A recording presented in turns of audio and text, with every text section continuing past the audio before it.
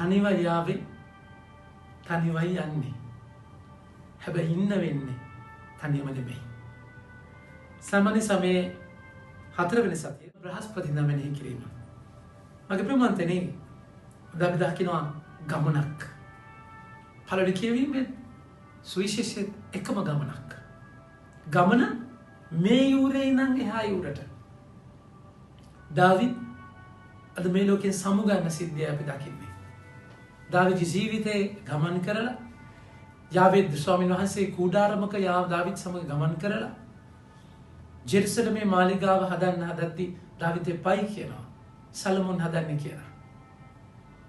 දාවිද් දෙවනාසේ කුඩාරමක ඉන්නවා කියන්නේ මහා ගමන් ගන්නා වූ යාවේ දෙවිතුමා බයි. නැසෙ ගමන් කරපු සයන්වහන්සේ කෙනෙක්. නතර වුණේ නැහැ උන්වහන්සේ. නැසෙ අපිත් එක්ක ගමන් කරා. එතකොට ඒ ගමන ජීවිත ගමන මෙනෙහි කරන්නට අදාළයම් කරනවා. දාවිද් කියනවා මම මේ ලෝකෙන් යන්න සමුදෙන්න යන වෙලාව ඇවිල්ලා. දාවිද් රජතුමා නසින කාලය ආසන්න විය. ඔස්වකීය පුත් සලමොන්ට මෙසේ යන කලේ කොයි කාටත් පොදු අන්තිම ගමන මම යමි. ගමනක්. ඔගේ ආදර පිටමන්ත්‍රී ගමනක් කියන්නේ තමු ඉන්න තැන අතහැරලා තව තැනකට යන තැන. ඒ ගමන් කරන්නේ බලාපොරොත්තුවක් එක්ක. විශ්වාසයක් එක්ක. තමු ඉන්න තැන අතාරින්නේ ඇදහිල්ලක් එක්ක. එතකොට ජීවිතයේ මේ ගමනදී දාවිද් කතා කරලා කියනවා එබැවින් ඔබ ශක්තිමත් වීරයෙකු මෙන් ක්‍රියා කරන්න. ඔබ ජීවත් වෙන්න ඕන විදිහක් තියෙනවා. ඔබ ආව විදිය ඔබට තීරණය කරන්න බෑ. යන විදිය ඔබට තීරණය කරන්නත් බෑ. හැබැයි ඉන්න විදිය ඔබට තීරණය කරන්න පුළුවන්. දාවිද එකයි කියන්නේ ඔබ ඉන්න විදිය වීරයෙක් මෙන් ක්‍රියා කරන්න. ඔබේ දෙවි සමිඳාන වහන්සේගේ නියමයන් ඉටු කරමින් දෙවි මඟ ගමන් කරන්න. ඔබ කරන සියල්ලේදීද ඔබ යන සෑමතැන්වලදීද ඔබට සුවිශුද්ධ සැලසෙන පිණිස සුභසිද්ධිය සැලසෙන පිණිස මෝසස්ගේ නීති සංග්‍රහයේ සටහන් පරිදි උන්වහන්සේගේ ආඥා හා පනත්ද විනිශ්චයන් හා ශික්ෂා පදද පිළිපදින්න. මෙසේ කළොත් සමිඳාන වහන්සේ මට වදාළ පරිදි ඔබගේ දරු දැරියෝ තම තමන්ගේ මුළු හෘදයෙන්ද මුළු සිතින්ද මා ඉදිරියේ සත්‍යවාදීව හැසිරෙන ලෙස තමාගේ ජීවන මාර්ගය ගැන බලා ගන්නවා නම් ඊශ්‍රායල්වරුන්ගේ සිංහාසනය කරා හිඳවීමට ඔබට කෙනෙක් නැතිව නොයන්නේ. ජීවත් වෙන විදිය තීරණයක්. ඔබට තීරණයක් තෝරා ගැනීමක් තියෙනවා ඔබ ඉන්න යන්නේ කොහොමද කියන දේත් එක්ක. මගේ ආදර ප්‍රමාන්තිනේ ගොඩාක් වෙලාවට ඒ තෝරා ගැනීම බලපන ඔබ යන්න කොහෙටද? කොහොමද යන්නේ කියන දේට. ඔබ ඉන්න විදිය. එයාද ස්වාමීන් වහන්සේ කියන්නේ තනිවම මට තනිව යන්න ඉන්න මට උන්වහන්සේ සේවයට යවන්නේ එකල උන්වහන්සේ 12 දෙනා Taman වෙත යනවා උන් දෙදෙනා බගින් පිටත් කර යවුසේක. දෙන්න යවන්නේ. තනිව මාවට අපි ඉන්න වෙන්නේ තනියම නෙමෙයි. මගේ ප්‍රමාන්තනේ මේ තන ස්වාමීන් වහන්සේගේ වෙතට එයාලව කැඳ ගන්නවා. වෙතට එක්කගෙන තමයි යවන්නේ. යවන්නේ අරමුණක් එක්ක, කාර්යයක් එක්ක. ඒ කාර්යයේදී උන්වහන්සේ බලාපොරොත්තු වෙන්නේ ගමනක් නම් ගමනක්. අල්ලගෙන එල්ලිලා ඉන්න බෑ. නතර වෙන්න බෑ. මේ නිරන්තර ගමනේ අවධානය කඩා ගන්න බෑ. ආව අරමුණක් තියෙනවා, යන අරමුණක් තියෙනවා, පින්න අරමුණක් තියෙනවා. ඒ උන්වහන්සේ කතා කරලා කියන්නේ ගමනට සැරෑටියක් හැර රොටිවත් මල්ලක්වත් පසින්වල මුදල්වත් යන කිසිවක් නොගෙන වහන් පායලා කමිස දෙකක් නොගෙන ලෙස උන්ට ආන කළසේක. අත්‍යවශ්‍ය දේ විතරක් ගන්න. අතිරික්තයක් අවශ්‍ය නැහැ. ඒ කියන්නේ ඔබ මේ ලෝකේ කිසිම තැනක යැපෙන්න බෑ.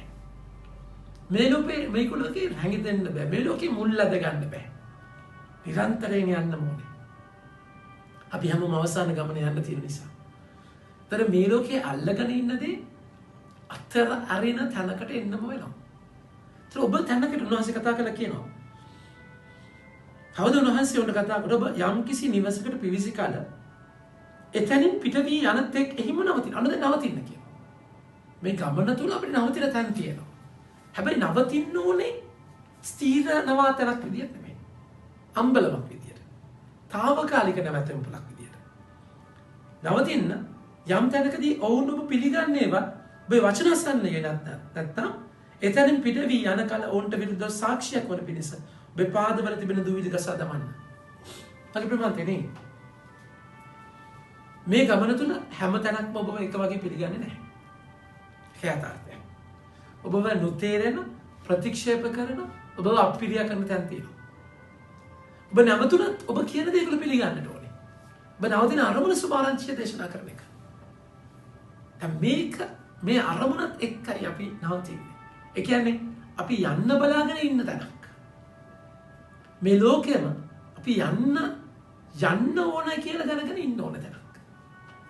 යන්න ඕනේ කියන එක අමතක කරොත් එහෙම මේ මෙතන සදාතනික ඉතින් මුක්කු ගහගෙන ජීවිතේ පොර බදාගෙන දඟලගෙන මේ ලෝකේ කඹරන්න පටන් ගන්නවා. යන්න ඕනේ කියන එක අරමුණ අමතක වෙලා. ඉතින් මොකද වෙන්නේ? ඒකයි ඔබ තනක නතර වෙද්දී නෑ මෙතනින් යන්නේ සුභාරංචි දේශනා කරනකොට යන්න තියෙනවා.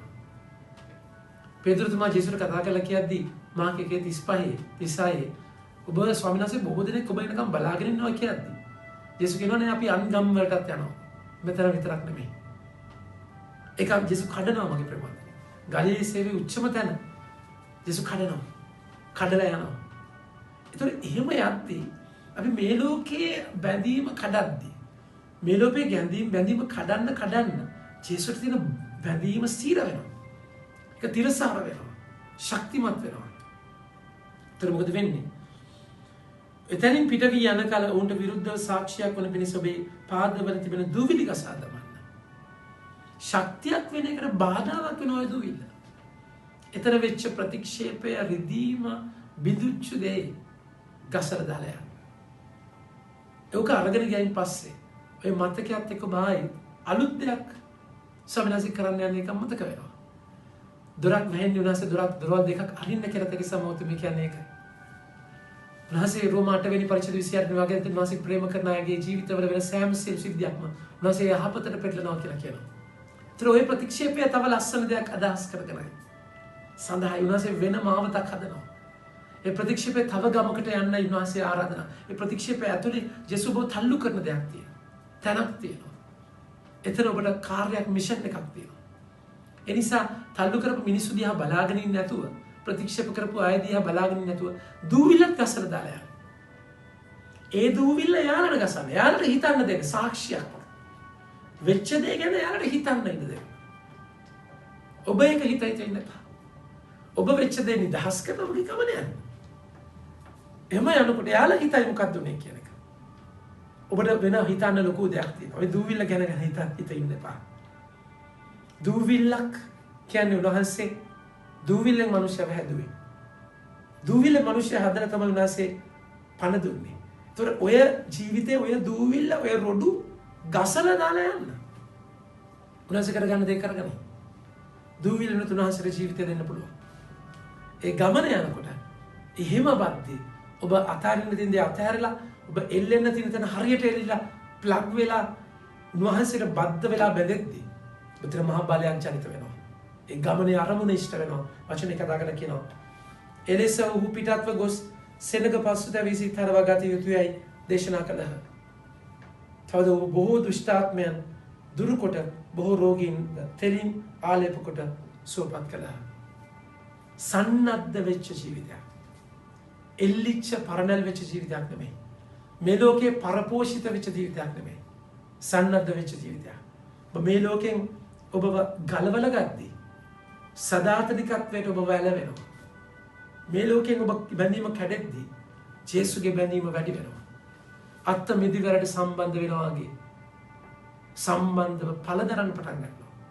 ස්වාමීන් වහන්සේ ඔබ මම තෝරාගත්තේ නැත. මම ඔබ තෝරාපත් කරමි. අද ඔබ බොහෝ පළදරන පිණිසත් ඔබේ ඵල පවතින පිණිසත් කියලා. එනිසා ජේසු ගෝලයන්ව Taman වෙතට කැඳවලා යවන්නේ ඒකයි. බුරුකේ මැදට බැටළු යනවා වගේ ගියාට ඔබ බැටළු පැටියෙක් වුණාට ඔබට මහා විශාල සද්දන්ත ඉන්දිරෙක් ඉන්නවා. ඔබගේ පිටිපස.